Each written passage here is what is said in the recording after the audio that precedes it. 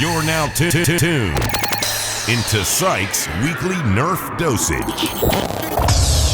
Hey, what's up, good people? Welcome to episode 139 of Pwned. It has been a while, has it not? I'm sorry for the lack of updates. It's just that life has been very busy for me. I've been traveling around. Work has been getting more and more hectic. Just waiting for a lull period where I actually have a chance to just take a break and get back to modding. So I have to admit that I haven't had the time to do a lot of mods, but recently I upgraded this guy over here. If you guys are wondering what this guy is, it's the Expanded Plunger Tube Retaliator. Yep, it holds an expanded plunger tube. That is a long shot plunger tube. You guys can click this annotation over here to check out my previous video where I actually showed you that mod. The reason why I only did this upgrade recently is because looky, I finally made myself a hybrid breech. What that is a part of an Orange Modworks Recon kit. If I'm not wrong, it is called the Recon Immortal kit, the metal kit. The only reason why I'm able to do it now is because back then, in the past, we were not able to get all these metal kits into Singapore. Because the way Orange Modworks packages these kits, it's like the breech and the bolt set together. So when the items pass through the scanners of the customs, it looks like a real firearm part. So, you get into a lot of trouble, it gets confiscated, so it's just not worth the hassle. But I lucked out and I found someone who was just selling just the breech. And so because I managed to obtain it, I went ahead and I made myself a brass breech. And why did I wait for this to make myself a brass breech? It's because before this, I was contemplating making a sleeper breech. But I don't have the right tools to do so.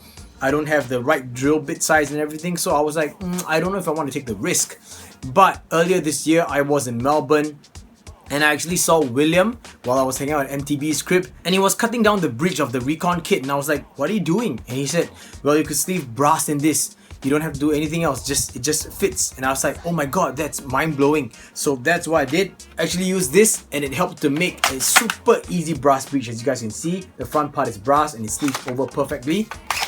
Alright, so before I go ahead and I give you guys a firing demonstration or explain a little bit more about it, I made a separate video where I showed you the internals, so check it out. Here we go guys, this is the internal shot of my Expanded Plunger Tube Retaliator, but you guys already seen this, okay? Now I'm gonna just bring your attention to the breech over here, so I'm gonna just slowly take this guy out. There we go. Oh yeah, okay, so that's a long shot plunger tube, and this guy comes right out. This first half over here is a Orange Modworks, and then this is a standard Retaliator breech. Yes, it's a bit damaged because back then I didn't really have skill and I wanted to remove the air restrictor, and yeah, I just jammed it with a screwdriver on the inside. So yeah, but it's fine, it didn't break. There's no like leaks or anything, it's just that there's white stretch marks. And then I have a upgrade O-ring replacement. Now I used some random O-ring that I found, which actually provided me a slightly better seal, so that's what I'm running with. And on the inside here is 9/16 brass. As you can see, it fits perfectly. There was no need for me to do any kind of reaming out work for the breech itself. All I did was fit the brass in. I drew the outline, took the brass out, cut it down, and then after that I glued everything in place, sanded everything down so it's completely smooth now, especially this part. So now after I adhered the brass into the breech, I went ahead and then I just made sure that I created a little ramp over here, and this would help with feeding. Alright, so now I'm going to show you guys this thing with the brass in the front. Just install this guy back in place. Right here is where the 17/32 brass is sitting. As you can see, it's sticking out over here, and I've created some tightening rings. The printed muzzle attachment will be over here, so this is where the dart comes out. I have this dart gate still in place, and I was lazy to take it out. So what you're supposed to do is make sure that it's completely closed all the way, then install this guy over here. There we go. Okay, now you push it all the way front. That's a full seal. Alright, so try and have a look over here. Right, then as we open it up, I'm trying to do this as slow as possible so that we can get it on camera, but here we go. So you see, that's how the thing sleeves in. So that's how it feeds or chambers. So the breech closes this way, as you can see. The 9/16 is going to go above. So that's where the bevel comes in for this part. In case it touches the brass, it will just slip upward like that. You guys can actually see it moves a little bit, right? So that's what it does, up a little bit. So just in, close all the way, and it's a perfect seal. So it's really simple actually. You just got to take a lot of time, slowly cut this part of the breech, and then you try to find a way to adhere it together. So basically that's how this brass breech works right now. That's my solution to getting a full sealed Retaliator. I've been waiting a long time because I didn't have access to this guy over here, right? We normally would not be able to ship it into Singapore. So if you're wondering how I managed to line these two parts of the breech up and make sure that it's completely straight, I actually used this. This is a 13mm aluminium tube. So this was actually introduced to me by Rob from SBNC, but it's just 13m aluminium, and it's got a stub of it inside. It's about a 2-inch length inside, because this aluminium is narrow enough to actually fit inside breeches, but it is wide enough that you don't actually need to use like E-tape or anything to fill up the gap. So it's just like a hammer-in fit, and then I just glued everything together. So this is kind of helping to guide it in between. So it's my simple solution, but you guys can actually look for anything else if you want. Let's say, for example, if you don't have access to this, just use another narrower tube and some E-tape and it would suffice. So this is the lowdown on how I made this particular brass breech for my Expanded Plunger Tube Retaliator. Hope you like it, guys. Welcome back. I hope that shed a lot of light for you guys. Okay, so it's a really cool thing. Beautiful breech, very easy to make, and all you gotta do is just make sure everything lines up. Alright, so I'm gonna give you guys a quick steel demonstration. And if you guys are wondering why I have a PTG stub out here, it's actually not a stub. It's about 4 inches worth of PTG. And that's because my brass, the 17/32 brass, actually runs from here all the way to about here, so that's about 6 inches worth of brass. I didn't want to go too crazy on the length of brass because it's not a full length long shot plunger tube, so you know, air volume is a very important part of this. So I actually sleeve PTG over because PTG is a just nice fit. Alright, on some darts it's a loose fit, but this is a just nice fit.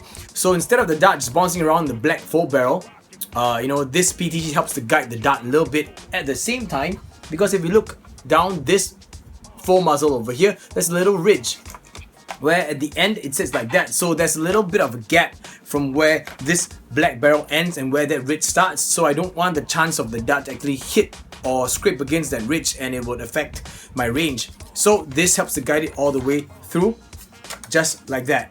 Okay, so with this PTG, you guys already know, sleeving PTG over 17/32 brass equals to a good seal. Now this blaster over here is now getting a very good seal thanks to the breech, and I'm very happy with it. I'm going to show you guys the seal, but it's not 100%. Still, it's a very good seal. Check it out. One more time. So I like the fact that I'm getting a pretty damn good seal now. So this is now really a war-worthy Retaliator. I'm using an upgrade spring, and I know it's called a 300 spring. I forgot where it's from, so someone please enlighten me. I totally forgot. I got it from Taobao, and I don't even remember if I got it through Piggy or was it through Newbie. I really don't know. All I remember is it's called the 300 spring. It's not 300 kgs, don't worry, but it's a pretty damn beefy spring and I really like it. I think it packs a great punch and it suits this expanded plunger tube very well. So without further ado, I'm gonna give you guys a firing demonstration. Since it's a full-length brass breech, I'll be firing off using full-length darts as well as some Stephans. Now, please take note, 17/32 brass is not compatible with fat darts, especially coupled with the fact that I have tightening rings on this 17/32 brass. It's no joke. So you gotta make sure that you use Stephans that are not too wide, too fat. Here I have a standard 12 dart clip, and you can see that I have loaded 3 standard streamlines and 3 V3 nipple tip darts, and standard brass breech rules apply. That means that for streamline darts, especially for Nerf standard streamline darts, you gotta make sure that it's relatively new, relatively good quality foam, because if it's foam that is too soft or bends too much, or if it's old and not straight, you know you're gonna have a problem with the feeding, right? So here we go. First dart looks to be good so far. Let's give it a shot and try it out. Just fire it off against the wall over here.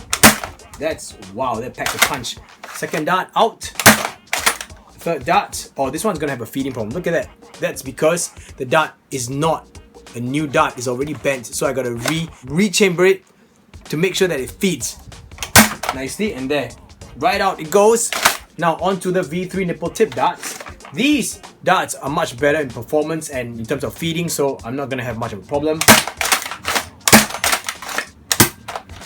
Oh, spoke too soon. Look, it's a crooked dart, so oh well, let's try again.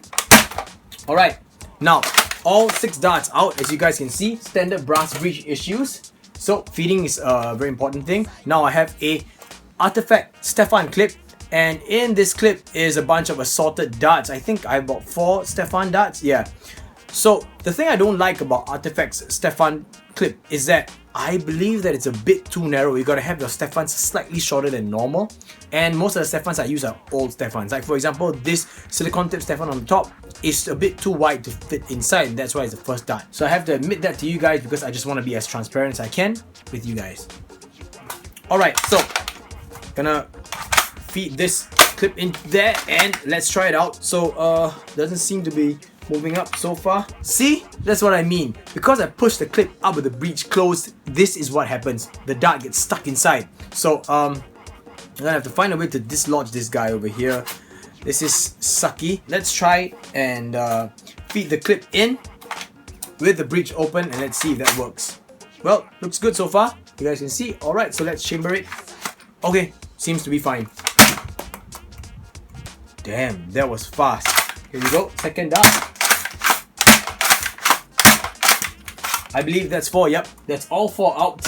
So, just as any upgraded blaster, especially in the brass breech, firing Stefans is gonna be killer. So this is now a dual purpose blaster and I think it's very, very wall worthy. I'm very happy with the performance so far. I'm gonna have to relook at the other Stefan clips instead of using Artifact Stefan clips. Now, by no means am I knocking Artifact Stefan clips. Some of you out there have the right darts for the right clips and that's how it should always be. So make sure that you have the right blaster with the right clips with the right darts. That's how you're gonna get good performance out of your blasters all the time. And that's also the reason why I don't really tell you guys things like, oh, you know, I'm getting this range, I'm getting this FPS, because it really depends. Any one of you who is a modder, you guys already know. It's not so much about the performance that I'm telling you, it's the performance that you can get out of your blaster, right? So I'm very happy with this. And I just wanted to really share with you guys what has been going on in my life. I really apologize though. I don't really have much more to show for this period of time because I've just been so busy. But thank you so much for always sticking throughout and for all the support. Now let's go to the end of the video.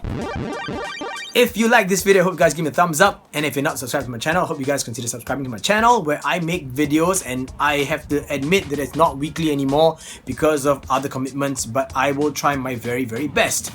And if you guys are wondering, why do I name some videos pwned and some are not?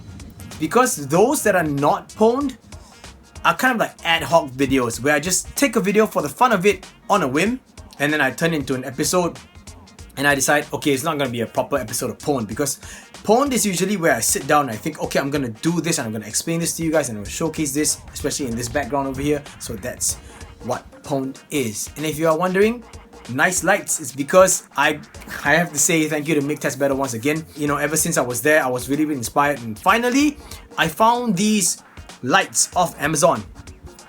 The panel lights, and I know they're really, really bright. Let me just turn it off and show you guys. So I have a pair of these panel lights. They are powered by 18650 cells, and these are actually USB chargeable. So you just gotta get yourself a good 18650 cell and then stick in a USB right here and it can charge up. And these guys are just ultra portable. It's already got a slot that you can actually just put onto any tripod, and I have a converter that actually goes onto my phone case itself, so that's just really, really cool. So I have one right here and I have one just below my tripod. And the awesome thing about it is that, you know, besides turning on and off, of course, and besides the portability, I'm going to try and show it to you guys using the background over there. You can actually change the intensity, make it really bright, or like make it really dim, right? So on the dimmer setting over here, I hope that this shows up on the camera. There are warm lights and white lights, so it's like warm and white, and you can actually change the mode of it. So if you hit the mode, you can actually dim just the warm lights or completely shut it off, or you can have just the warm lights and have dim white lights instead. So it's really up to you, and I'm running all white lights and at a medium type of intensity, and I have it right under my tripod like that. So hopefully with this illumination, you know, you get a better focus and everything, and I'll be using these guys quite a lot. So thank you to Make Test Better for the inspiration, because those guys actually have some really, really cool panels on the side. And I remember Justin actually telling me, just try and flood your whole room with light. I don't have anything that I can attach up there, you know, to hold on to a third light, so I'll just stick to this right now. Yeah, so I hope you guys like this improvement. You know, more improvements to come over time once I have more and more time. Okay, I'm done rambling. Thank you so much guys for watching all the way through. Stay tuned for the next episode. I do have a crazy mod that I have been working on. It's just that I haven't had the time to sit down and finish it. It's almost there, but yet I just don't have that time, and I really want to make it perfect. You know what I mean? So stay tuned for that. I don't know when it's gonna happen, but I promise you it will happen. Once again, this was the video on my Expanded Plunger Tube Retaliator. I hope you guys liked it. Now that it's a brass breech thing, I'm gonna be bringing this to wars whenever I appear there. And till the next episode guys, drills pay the bills and teamwork makes the dream work. One more thing, this weekend is Nerf SG's anniversary. Alright, so if you guys are going on Sunday, I'll see you there. Peace.